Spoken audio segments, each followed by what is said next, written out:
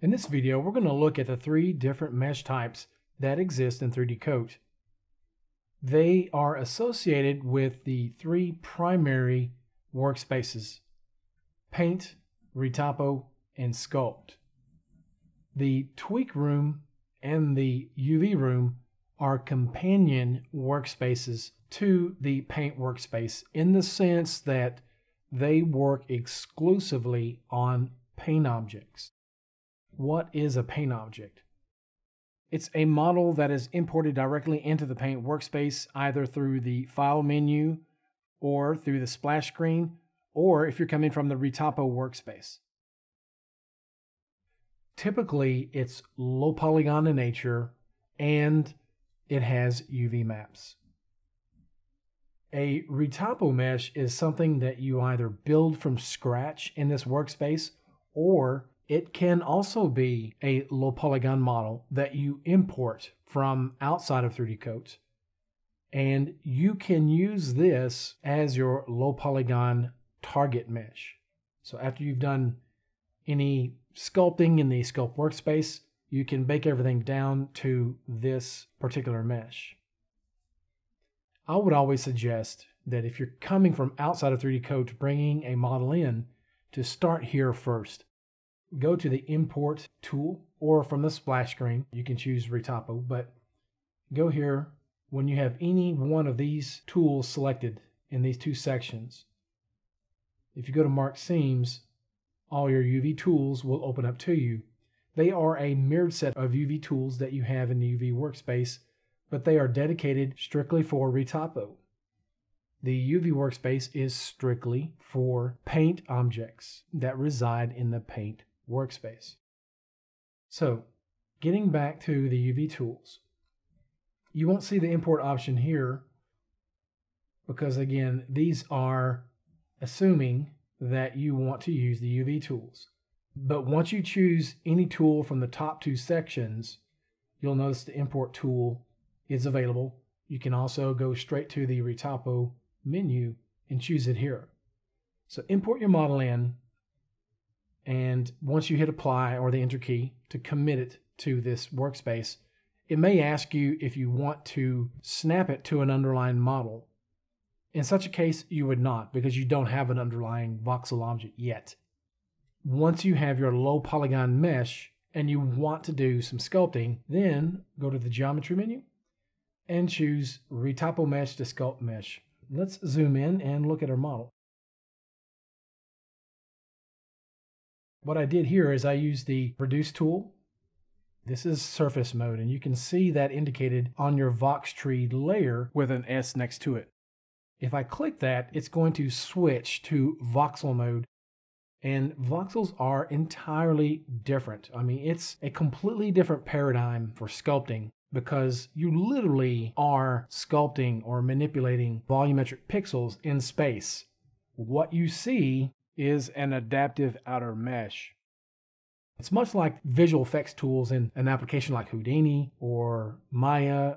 They all have a voxel grid, and the denser the grid, the more resolution you're going to get for your simulations, but obviously it will take a little bit longer.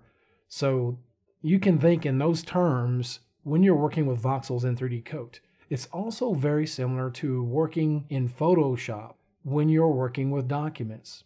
If you start with a very large document, you already are starting with quite a bit of resolution for most tasks.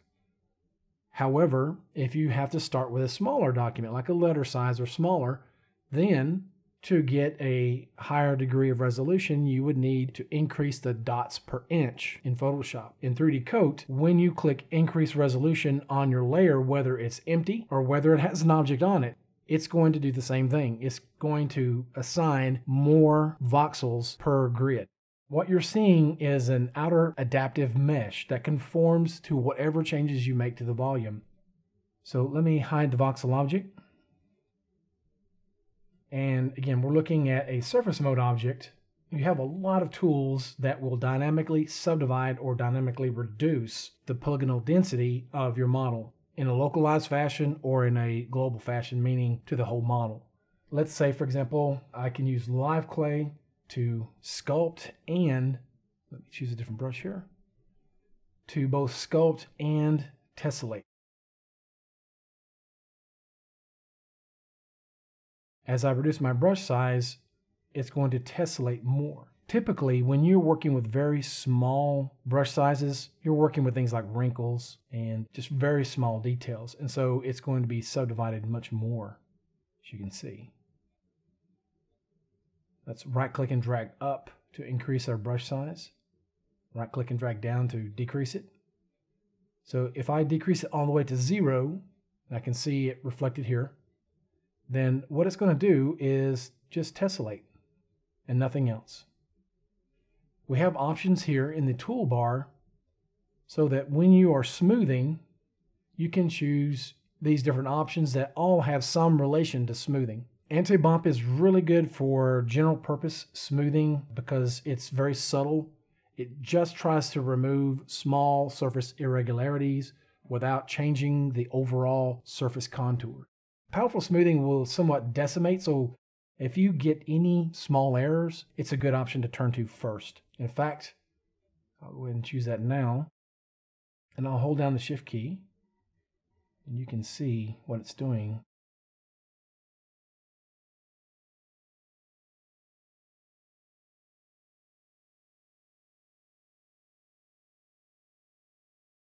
We have relax, but the point I do want to get across here is we have the ability to tessellate just like we would with live clay brushes, but we can do it on the fly while we're working with other tools. So let's say if I'm using the clay brush, but I realize I want some tessellation, instead of me having to switch brushes, I can choose add detail or extra detail as one of my options in the Shift or Control Shift key menus. They're both tessellation, but this one's just a higher degree. Now when I hold the Control Shift key and brush, I'm able to tessellate in areas that I think I'm going to need it. I'll do it again. Now you can see the impracticality of using the same base mesh throughout your workflow. It's being converted to either voxels or a triangulated mesh involving dynamic tessellation. If you're coming from another sculpting application that has recently adopted dynamic tessellation, they also have to convert the model into an entirely different mesh. You lose whatever sculpt layers you may have, you lose any subdivision levels that you may have whenever you make these drastic changes. It's because it changes the topology so dramatically that you just cannot maintain the original low polygon mesh. Okay. Now you can always bake it down to your original mesh, and that's what we would do later on once we're done with our sculpting. Another interesting element to working with sculpt objects is that you have Pbr shaders to use for more accurate pre-visualization. You can use them as a base for texturing, so when you go to baking, you'll get a very accurate representation of what the Pbr shader looks like. For example, if I switch to a copper Pbr shader and I bake this out, it's going to look exactly like this after the bake.